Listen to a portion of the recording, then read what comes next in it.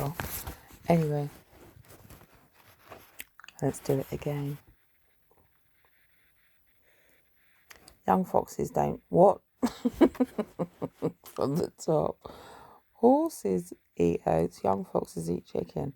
Anyway, right, no, I've said this before, but I've just come across this in my old wiki book. Anyway, artificially mixed mitosis rabbit plague, artificially spread by man among the rabbit population. The fox was found to be robbing the wheat when starved of its largely rabbit diet.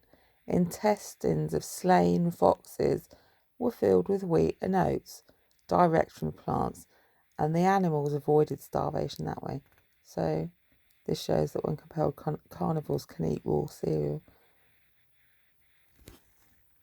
Foxes eat oats. Foxes eat oats, they do. That's the truth. I read it in this old gypsy book, and they know what's the truth. Look. The fox was found to be robbing the wheat when starved of its largely rabbit diet. Intestines of slain foxes were filled with wheat and oats, direct from the plants, and the animals avoided starvation that way. This shows that when compelled, carnivores could eat raw cereal. Also, isn't there? Oh, I can't bother to tell you. I can't bother to talk to you anymore.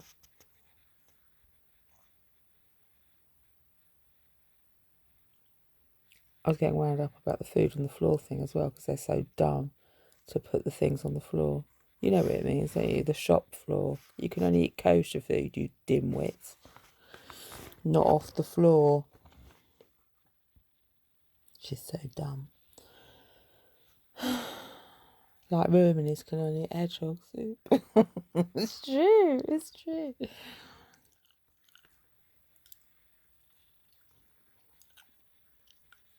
Unless they're vegan. And they can eat what they want, as long as it's hemp based.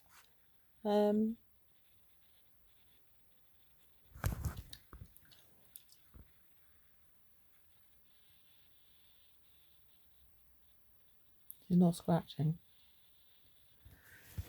She used to have another fig. Oh, do you know what? I was just reading in this book that I was going through from the beginning. I'm trying to read it properly.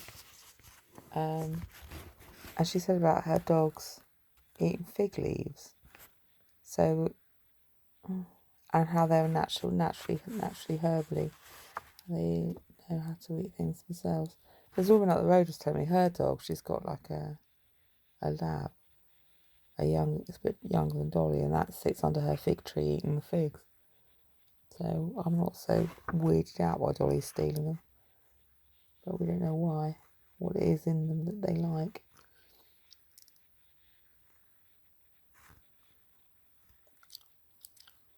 Young foxes eat oats. Here we go, look, there's more bit about oats. For ages, border collies on English farms shared the sacks of flaked maize with the farm animals. Stop giggling, Mark. He can't eat food off the floor. But have pioneered a full range of flake cereals for dog, and the benefits to health have been remarkable. Only half the amount of flake cereal is needed compared to fully cooked bread or biscuit food. Do remember that by this teaching, and what do you mean my brain's turned shit? Take care of what you buy, because nowadays many flake cereals are, for commercial purposes, roasted further after flaking.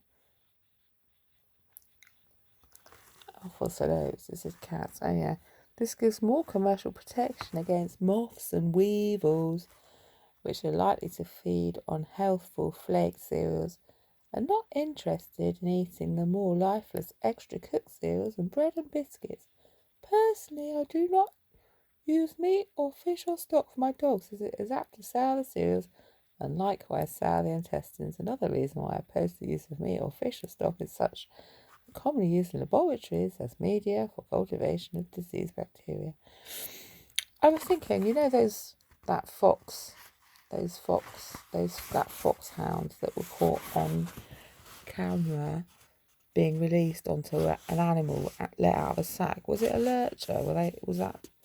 What were they getting after?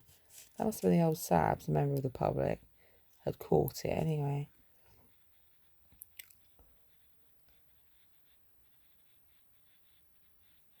There's a bit in here about the hunt hounds being fed on stewed sheep with its wool on.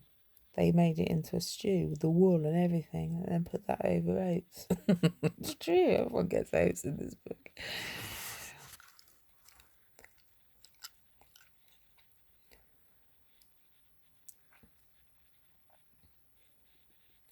They started putting the dog food on the floor. Dolly's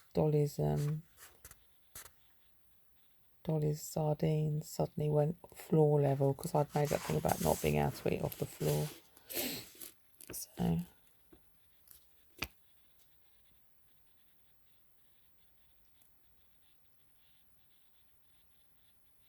that's why I started shouting about there being no kosher peanuts when I was in there the other week, and having to just buy this food for the cat. It's another old joke. If you buy anything that's not kosher, it's for your cat. This is for the cat. Cats don't have. That's why there's so many cats in the street. Because there's no kosher peanuts. What do you mean peanuts don't have to be kosher? Maybe not in your school. So I gave up.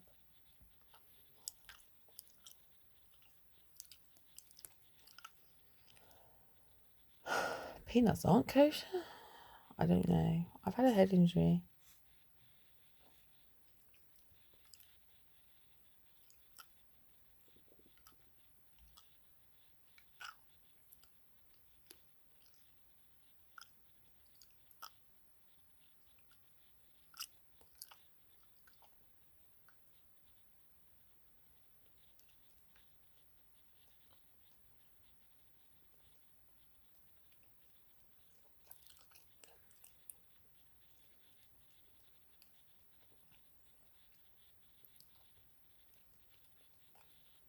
Dog owners can bake their own whole wheat dog cakes, soft, using the speedy way of the Bedouin Arabs.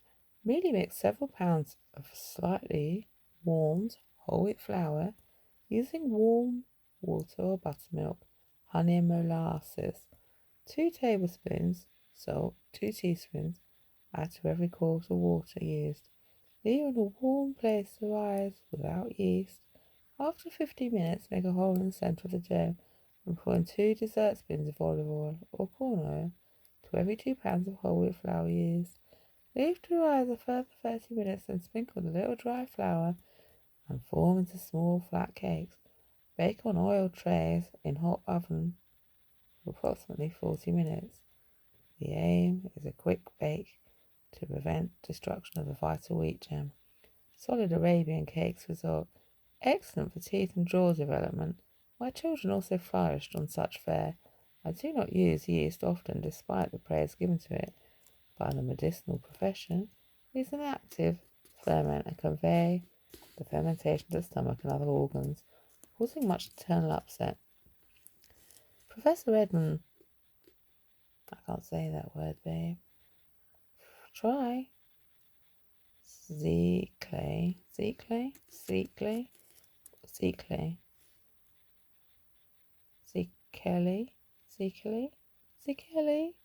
I can't say it. S-E. How do you say it? How do you say those letters together?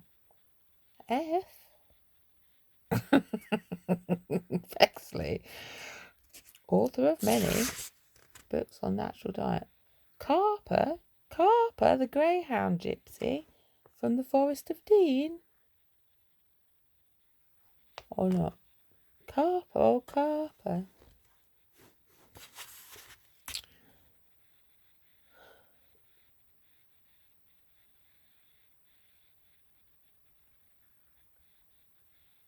What? He's interested in my what? Brushing theory.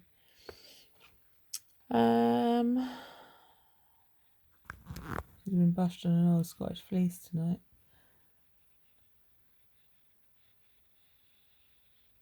She looks alright on it, doesn't she? At the moment. What's been dropped on us now?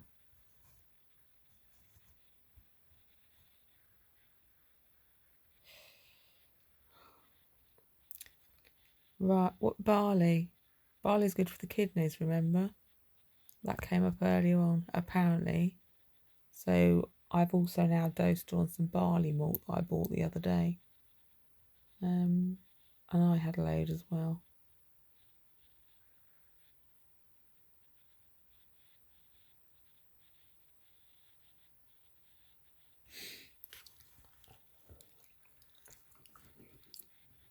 Whether it's true or not, I do not know.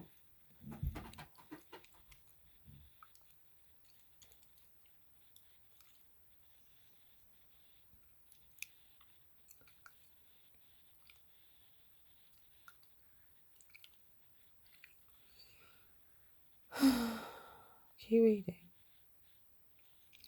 Books on Natural Diet. The world-famed authority on diet warns against the use of yeast. The Bedouins also make petak. The flour is then almost raw, unleavened, and merely cooked for a few minutes on hot metal plates. When in southern Spain, I learned to make toasted flour using whole wheat or whole maize corn flour. When made, it is served semi-liquid with cold raw milk or made into small balls to eat raw using tepid water, olive oil and salt. The toast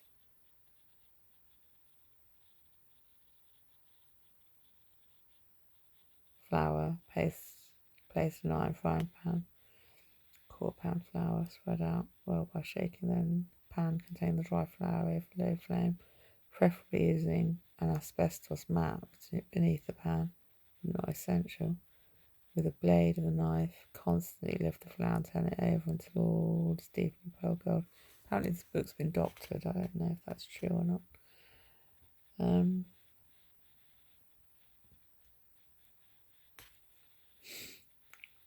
Who told me that?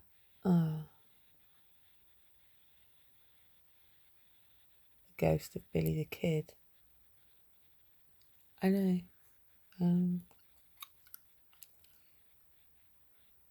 The toasting usually takes around 5 minutes. Shake the pan frequently.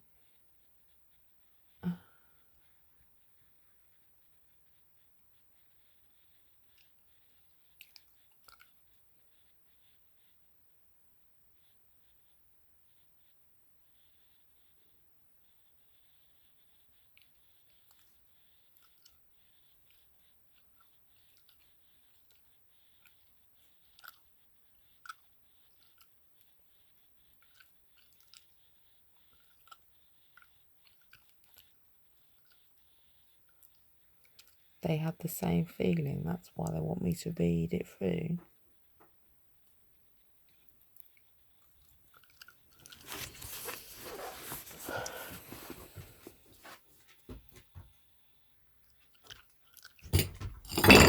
Oh, she just tried my fucking tea. What a dicko.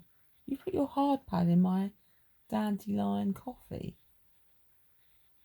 I didn't mean to. Wash my feet. Just get in bed. Go on. Get in. Goddamn flea on him.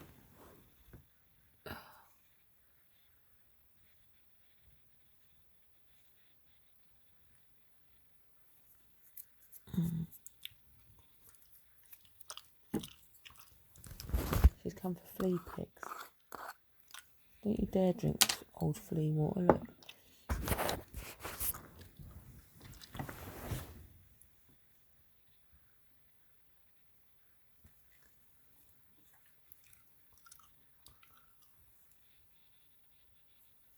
She's bleeding on her leg. Just show me that.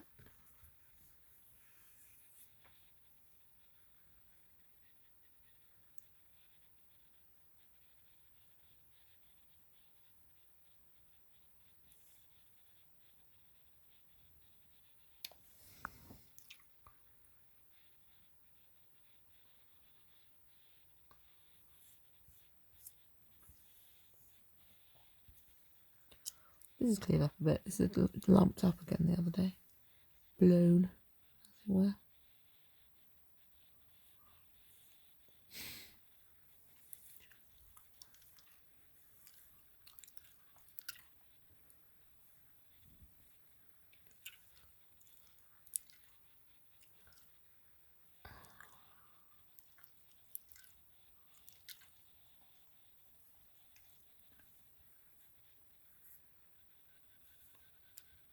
It's under the skin a bit on there.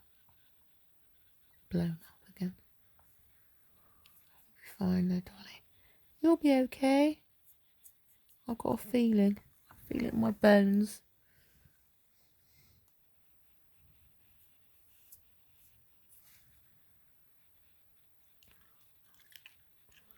Better out than in, eh?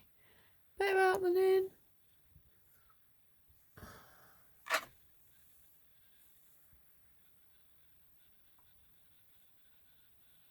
Just one flea. Just one flea, I'm afraid.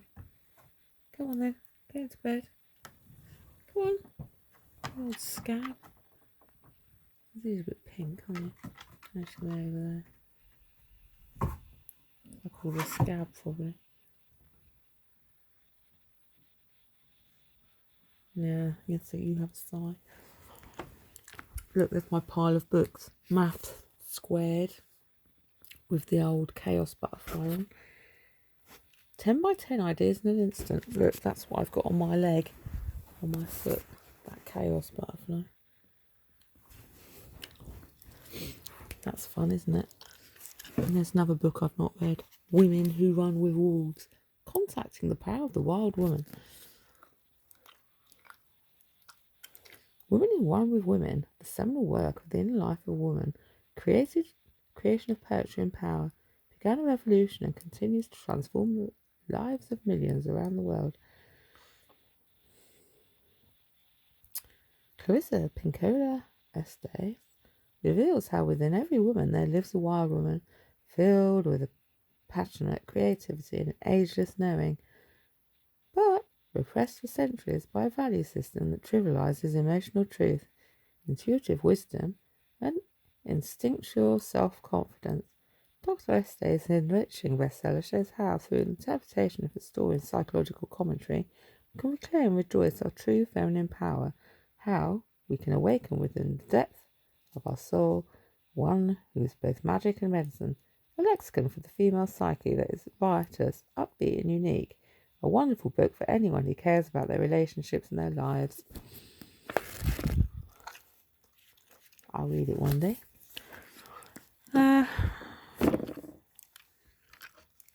Back to Levy. Not really, they say. That's probably enough. 18 minutes. Unlike Mark, I can only eat things off the floor. From deep within the ground.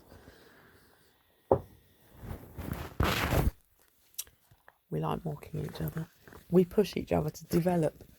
It's true. And at the same time, we drag others with us. It's like my cobwebs on the ceiling. They're great, aren't they? I saw a really good moth downstairs just now when I went. It just looked like a stick. I thought it was a tiny stick instead. Not one of those tea moths, but it actually just looked like a stick. So that was pretty cool. I've got a new plant up there. Can you see? Oh, you want to see it close up? It's called Crispy Wave. That's what it said at the shop. It's a Crispy Wave, and I've got a little jug for it, a little painted scene. Did I show you that before? And that's my Fiscus in the old other china pot. Fiscus are good for bedrooms, I think, from recollection, from memory.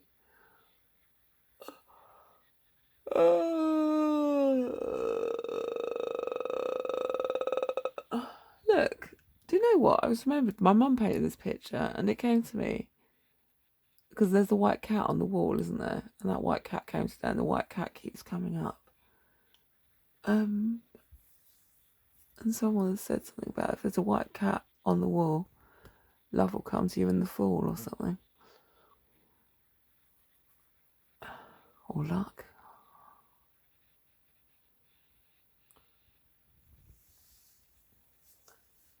apparently it's an old, and there's an open gate on it and an open door.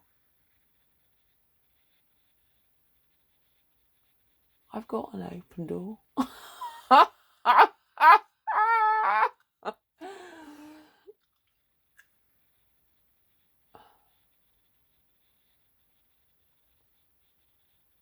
And the birds are in the garden.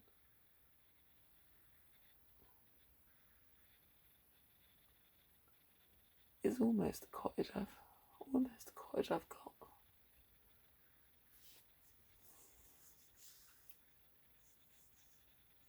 Keep rinsing him about floor food. No, I'll do it later on. I found my little book of Buddhism. Shall we read something out of that? Because I couldn't do it earlier on because I had to go and get this other lamp from the other room. Now I can see in the dark. This was quite a cute little book.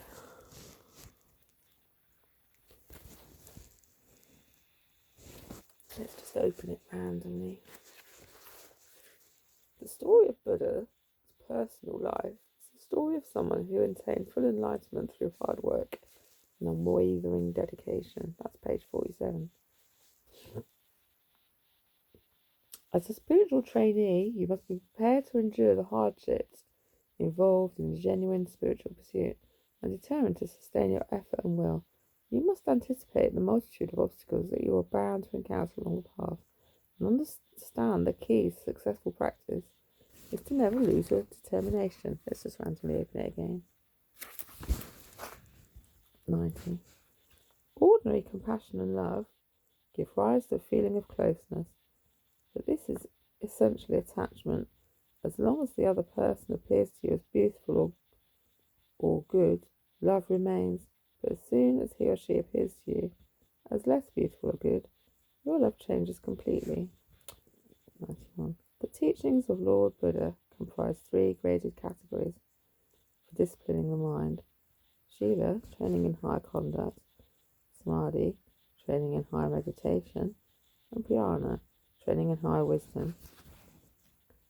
Prana? I can't remember. Speech and bodily activities which accompany mental processes must not be allowed to run on in unbridled and random ways. I do mean what I hate you as well. Just as a trainer disciplines and calms a wild, willful steed by rigorous and prolonged training, so must the indiscreet and wandering activities of body and speech be tamed to make them docile, righteous, and skillful. The healing power of the spirit naturally follows the path of the spirit. It abides not in the stone of fine buildings, nor in the gold of images, nor in the silk from which robes are fashioned, nor even the paper of the holy rite, but it abides in affable substance for the mind and heart of man. We should sublimate our heart's instincts and purify our thoughts. I'm trying this. Mere prayer or a wish will not affect our inner spiritual change. The only way for development, by constant effort, through meditation. In the beginning practice, it's not easy. You may encounter difficulties or experience a loss of enthusiasm, or perhaps there'll be too much enthusiasm. And after a few weeks or months, your enthusiasm may wane. You need to develop a constant, persistent approach based on long-term commitment. Listening cultivates wisdom and removes ignorance. It is like a torch that dispels ignorance. If you enrich your mental continuum by listening, no one can steal that wealth. It's supreme wealth. Why does no one listen to me? Every noble work is bound to encounter problems and obstacles. It is important to check your goals and motivations thoroughly. One should be truthful, honest, and reasonable. One's actions should be good for others and for oneself as well. About the editor, about the author. Tenzin Gyatso, His Holiness the 14th Dalai Lama. Golbrick, the spiritual temple leader of Tibetan people, has written several books on Buddhism and philosophy, and received many international awards, including the 1989 Nobel Prize as recognition for his advocacy for world peace and inter-religion understanding.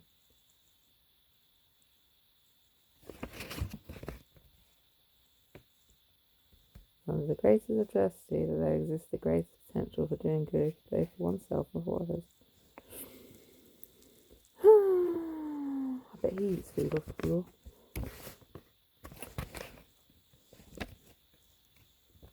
If he DJs at Glastonbury, he must.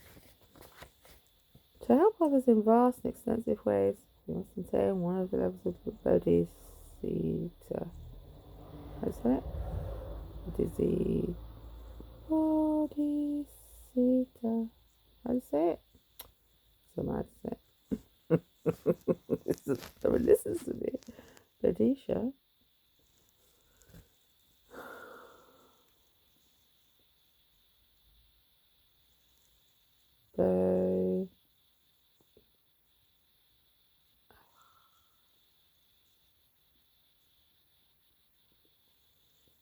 Bodhisha.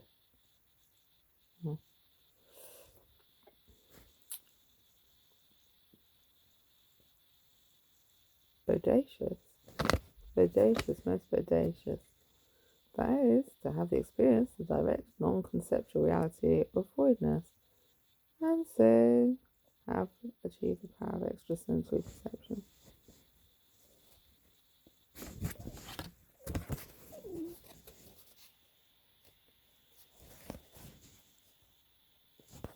So open at another page.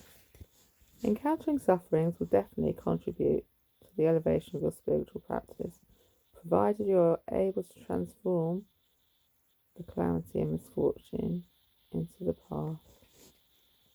The 3 stages, birth, death, and the intermediate state, are also established in terms of subtlety and their levels of consciousness. Upon the basis of the continuity of the stream of consciousness is established the existence of rebirth and reincarnation.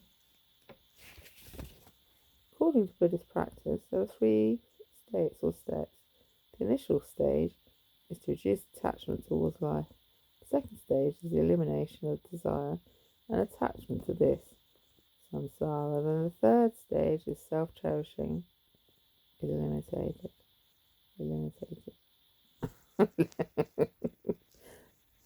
It's eliminated. Say again. According to Buddhist practice, there are 3 states or steps. The initial stage is to reduce attachment towards life. Your life or all life? The second stage is the elimination of desire and attachment to this, samsara. And the third stage, self-cherishing, is eliminated, death of ego. Is that true?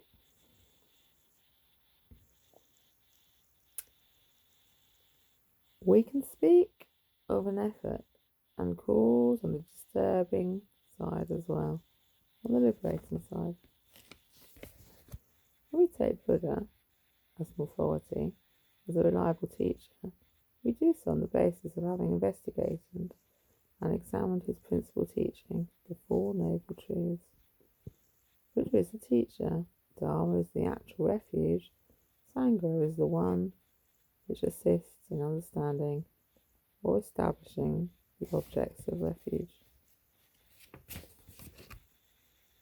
Common ceremony of all religious disciplines is selfishness of mind, for it is just this which causes ignorance, anger, and passion, which are the root of the troubles of the world.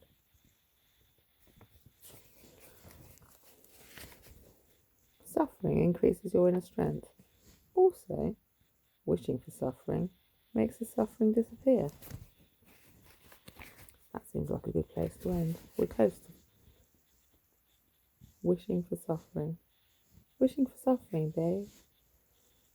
Firstly, we should re-examine our own attitude towards others and constantly check ourselves to see whether we are practicing properly. Before pointing our finger at others, we should point it towards ourselves. Secondly, we must be prepared to admit our faults and stand corrected. 25. Suffering increases your inner strength. Also, wishing for suffering makes the suffering disappear. Even when we are helping others, we are engaged in charity work. We should not regard ourselves in a very haughty way as great protectors benefiting the weak. Let's say that again. Even when we are helping others, we are engaged in charity work. Even when we are helping others and are engaged in charity work, we should not regard others in a very haughty way as great protectors benefiting the weak. An area in Tibetan Buddhism, which may be of interest to scientists, is the relationship between the physical elements and the nerves. In particular, the relationship between the elements in the brain and the consciousness. This involves changes in consciousness, happy or unhappy states of mind, the effect they have on the elements within the brain, and the consequent effect of that. And the consequent effect that this has on the body. I'm flashing, so let's go. Let's go. Put this on the floor. You can't eat it.